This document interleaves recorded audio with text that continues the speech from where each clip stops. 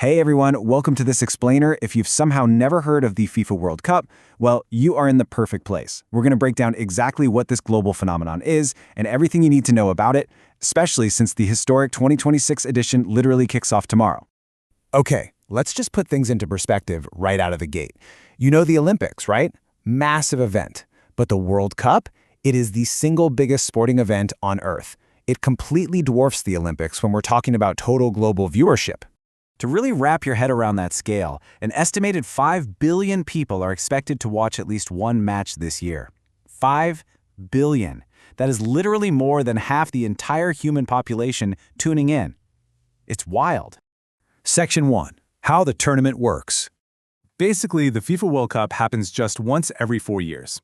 It's the absolute ultimate stage where the very best national football teams from around the globe battle it out to be crowned the undisputed world champions.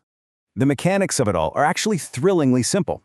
First, teams are sorted into a group stage, where everybody plays 3 matches. If you perform well there, you advance to the knockout round, and this is where it gets brutal. One single loss, and you are immediately sent packing. That tension keeps going until the last team standing takes the final. Section 2. The road to qualification.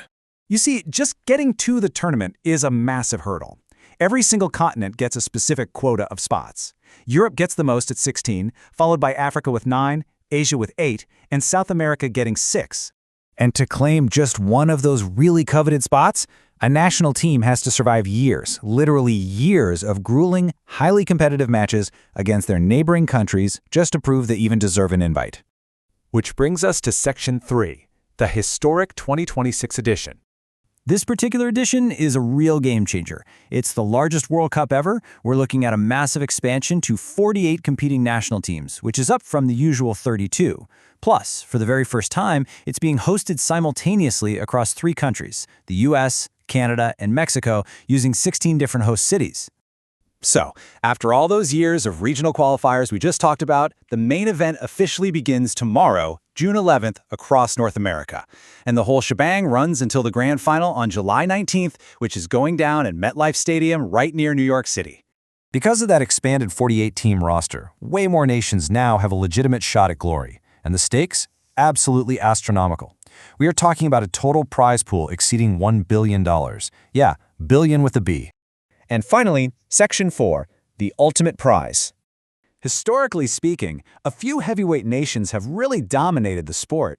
Brazil actually holds the all-time record with 5 victories, followed really closely by Germany and Italy, who each have 4. But this year, these teams aren't just fighting for a shiny trophy. They are trying to rip the crown directly from the current defending world champions, Argentina, who took home the massive victory back in Qatar in 2022. To truly grasp the profound emotional weight of this sport, think about this. Just qualifying for the World Cup triggers literal national celebrations in many countries. Actually winning it?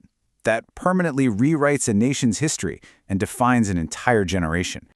So, as those very first matches kick off tomorrow, and literally half the human population tunes in, the only question left to ask is, which of these 48 nations will survive the brutal knockout rounds and cement a generational legacy on July 19th? Thanks so much for hanging out with us for this explainer, and enjoy the games!